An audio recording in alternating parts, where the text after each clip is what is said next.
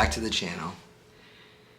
Today I wanted to share my personal traumatic brain injury story, my journey, to give you a little bit of background and insight into who I am and why I created this channel. My injury happened April 14th, 2014. We all know our brain injury date. In fact, I think some of us know our brain injury date more than we know our birth date. It's an important day, and it's something I will never forget. I was traveling from Canada with my wife at the time to North Carolina to wrap up some stuff. I had lived in North Carolina for 23 years. In fact, that's where my brain injury happened. And I needed to just wrap up some stuff, see my friends, and I had this big road trip planned. Anyways, when we got to North Carolina, I had to go to the storage unit to take my bed out to bring it to a friend's house because we were going to be staying there for a couple weeks. Now, I don't remember actually getting into North Carolina, and I don't even remember my accident. So this has all been told to me by my friends that were there. And my doctors have warned me to try to not remember my accident because it would cause PTSD, understandably so. So apparently, my best friend showed up with her pickup truck. I jumped on the back bumper. I don't know why. She gunned the truck. I'm guessing we were joking around. I flew off the back of the truck, and my friend said you could hear my head crack over the truck engine. It sounded like a baseball bat. My wound stayed closed, oddly enough. So the back of my head became the size of like a watermelon. Well, that's probably too much. Like a cantaloupe. Because the blood was pooling up, and it started to come out of my nose and ears. I was coherent, meaning awake, but I didn't know my name, I didn't know where I was, I didn't know anything, apparently, and so they called the ambulance. Fast forward, I was in the hospital in ICU that night with a 1% chance of survival rate. My family lives in New York, upstate New York, so they were called. They flew in because the doctors told them, of course, we don't know if he's going to make it. Needless to say, I did not have healthcare coverage at this time.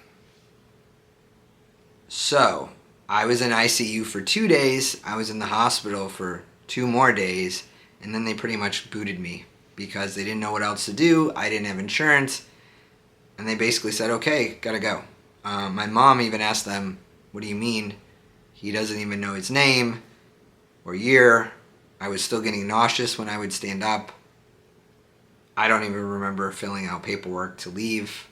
That gives you an idea of the state I was in mentally. So if my family and friends weren't there, and the hospital kicked me out, I don't know where I would have ended up. So I ended up staying with a friend after that, and as you can imagine, my whole life turned upside down. I won't go through all the details. If you guys have any questions, feel free to leave them in the comment box, and I'll try to answer them the best I can. I tried to get Medicaid, but in the state of North Carolina, they did not extend the Medicaid to people like me.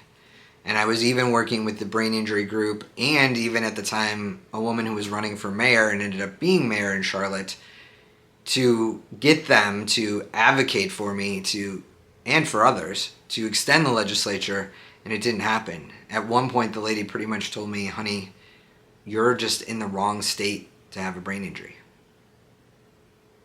Great. Now what do I do? I didn't even know what a brain injury was, and I barely know who I am. How do I navigate this? So I tried to stay in North Carolina for another year until my mom called me and said, listen, I needed an MRI. The neuro in North Carolina wouldn't give it to me because it cost too much. But he said because of all the blood I had on my brain, they needed to really do it and see, but they weren't going to do it. So my mom was right. I left all my friends. And at this point, too, my marriage had ended, which happens a lot for TBI survivors. Relationships don't necessarily make it. And understandably, it's a tough journey. So I packed up my stuff and I moved back in with my parents in upstate New York because there I could get Medicaid, I could get my MRI, and I could further along my journey. Was it hard? Sure. Moving back in with your parents when you're 40-something is hard. It was hard for them. It was hard for me. But I knew I had to do it to move forward in my healing. I wasn't moving forward, and I needed to. And I needed to have that MRI. I needed to be able to get a therapist. I needed to know what I was dealing with.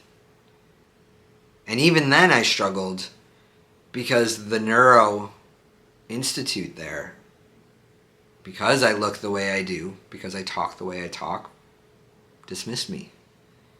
So it was my neurotherapist at my brain injury retreat that had to call this institute and basically tell them to do a neuropsych test on me. That I needed to know the baseline. So if you take anything out of that, make sure you get a neuropsych test. Even if it's year 5, you've never had one, go get a neuropsych test.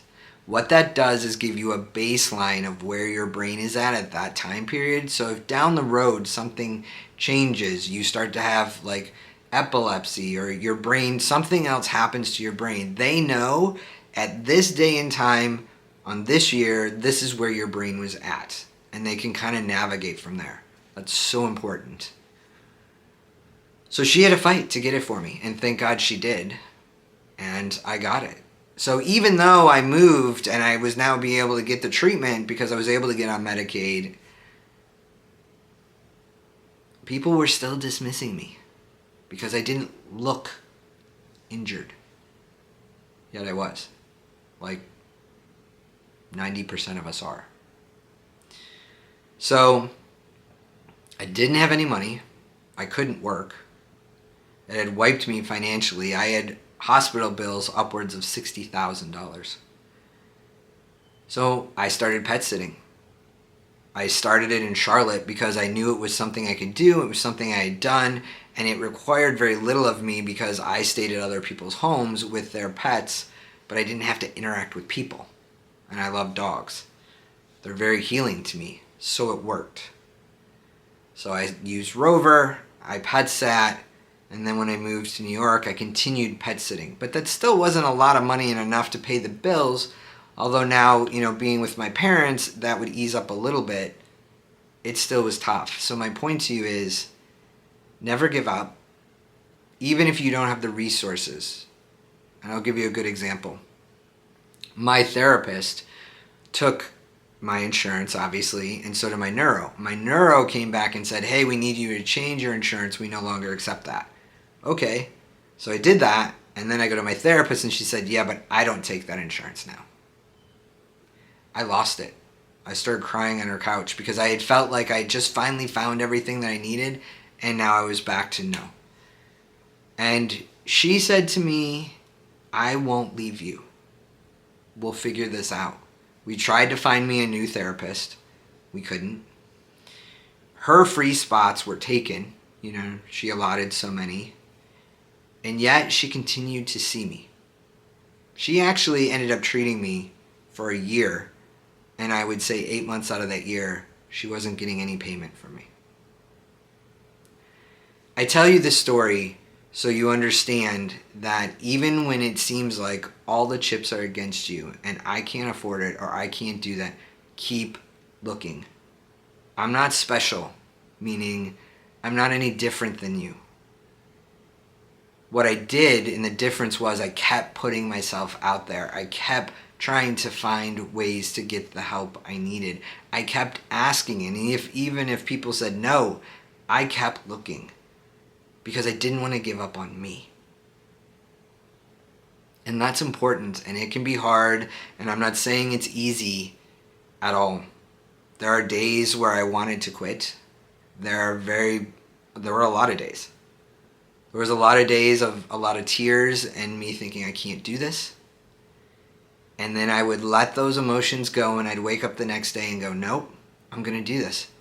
I'm going to figure this out. Today I can take some baby steps. I don't know where it's going to lead, but I got to try.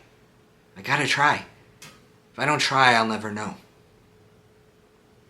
So just keep that in mind. That's why I wanted to share my story with you. I had a lot of cards stacked against me, and I've gotten to a really great place. And you can too. It's going to be hard. It's going to be difficult, and there's going to be times and days where you just want to scream or give up. Feel those feelings, allow them to be, and then understand the next day, or even the next day after that, you can start again. There are people out there who want to help you. There are. But you also have to learn to ask for the help. So that's my story. I hope you got some insight. If you have any questions at all, like I said, feel free to leave a comment down below. I'll be happy to answer them. I am here for you guys because my goal is to create a community here on this channel where we can help each other. We can show love, we can show support, and we can show help. So please be kind. Please show love. And please know that I'm here for you. Sending you all hugs and healing. And I'll see you next time. Thank you for listening.